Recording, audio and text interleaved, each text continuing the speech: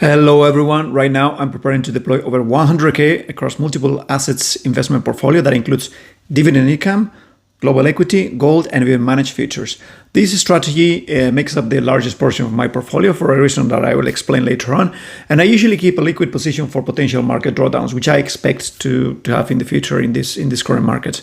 But I'm not doing all at once. I've structured my portfolio in phases with a plan that adjusts depending on the market conditions, which might be turbulent moving forward. And in this video, I will show you exactly how I've structured it, what I'm investing in, how I'm deploying the funds in each of the stages, and why I believe this strategy balances growth, income, and downside protection. Before we jump into the numbers, let me explain the goal of this portfolio, which is my overall goal, at least for the largest part of my portfolio. I'm adding this position to my existing long-term diversified portfolio with three key priorities.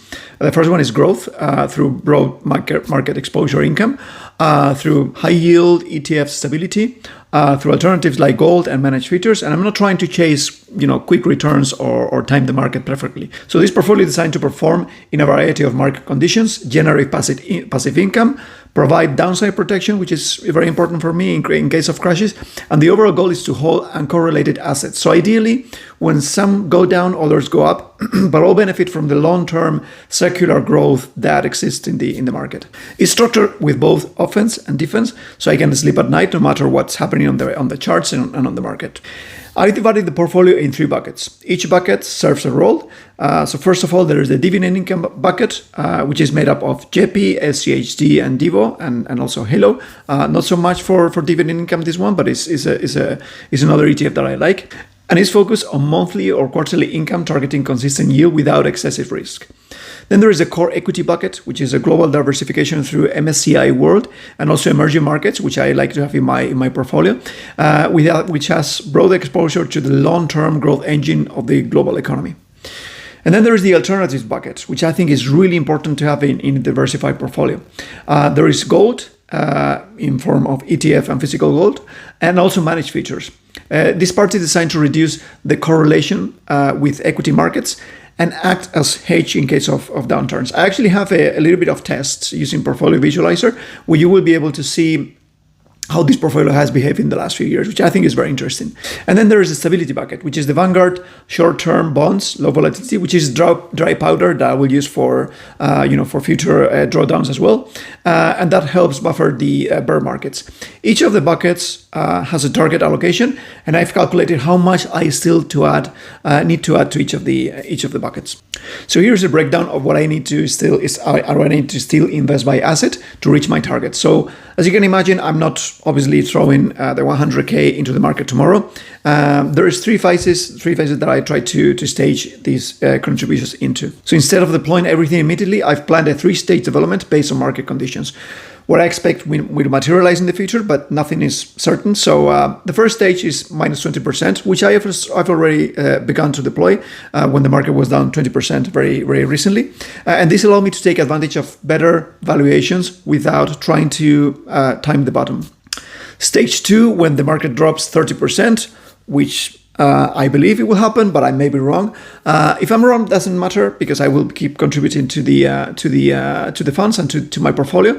And with this minus 30% market correlation, if markets fall further, I will deploy more. I've already started small positions in each of or several of these initial shares of ACHD, Hilo, and MSCI World, gradually adding to gold, ETF plus physical, fully funded my short-term bonds position over the next few months, and I will track how I deploy the remaining funds in future videos using this stage strategy. Why I chose each dividend ETF, what managed futures are, which might be interesting for you as well, and how they work, gold, ETF versus physical gold, that's something I can touch on as well, and how I'm blending global equities with defensive assets. I'll share my performance updates, mistakes, and income reports as well. This isn't just theory, it's my actual portfolio, so I have skin in the game.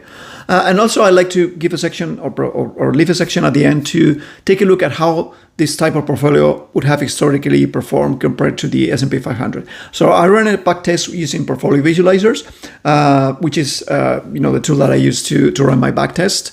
So as you can see here, this is the the list of assets that I included, which is slightly different to what I described, but I wanted to have a longer time frame that I could compare this portfolio or that I could analyze this portfolio for. So we have about 6 assets right now, which is SCHD. I didn't include JEPI because JEPI has a shorter historical or shorter history. The asset number 2 is Divo, which has a dividend as well of about 4%. HCSD is about 4% right now as well, with the recent market drop.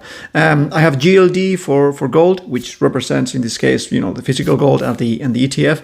I also have the iShares MSCI World ETF, represents the world broad market, and I have 2 more that make up this part of the rest of the strategy, which is DBMF, which represents the managed futures part, and also QQQM. So these 2 combined in 10% each provide both downside protection and also maximize the growth of the portfolio.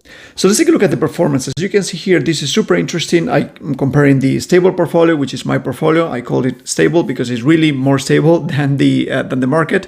And also I have the S&P 500. So in a period of about 5 years, there is the performance of the portfolio. The CAGR is about 10.8% as compared to the S&P 500, which was like 11.4%. So it's just like a 0.6 difference.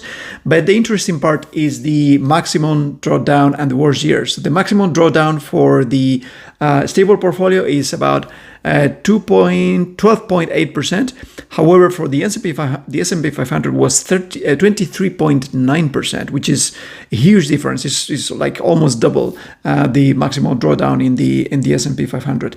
And also the worst year was minus 5.7%, and the S&P 500 was more than 18%. So for me, that 0.6% is really worth the reduction on the risk. And if you look at the performance, you can see both charts.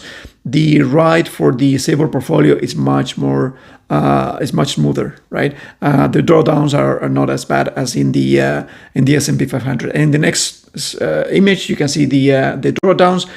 We had a bear market in 2022, in which case my portfolio just dropped by less than 12%, as we were saying before, and the S&P 500 dropped by 24%. So this model portfolio gave me consistent returns, much smoother ride, better downside protection, and it aligns with my approach, which is grow steadily, sleep soundly at night, and stay resilient across market cycles. Thank you very much, and see you in the next video.